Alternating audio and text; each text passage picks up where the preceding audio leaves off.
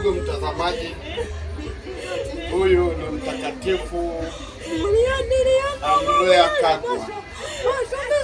Andrea Kagwa ambaye alikuwa shujaa, alikatwa mkono wake akauawa kikatili kwa sababu ya kumpigania Kristo. Hapa ni nguvu ya imani inatenda kazi.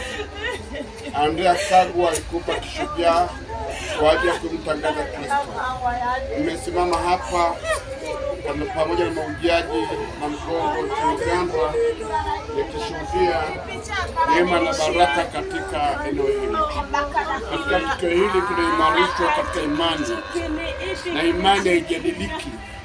Baadhi ya watu mnaweza mkajadili imani, mkafi imani ni kitu gani? Imani kitu pekee jadiliki. Kwa hiyo Mtakatifu Andrea Kagwa alifariki kishujaa kupigania Kristo, alikatwa mkono, alichomwa Kristo, lakini yote alikubali kujitoa kwa ajili ya Kristo. Kwa tunamshukuru Mwenyezi Mungu kwa kutubariki katika imani ya kweli, na tunazidi kumshuhudia kwa matendo yake makuu. Asante.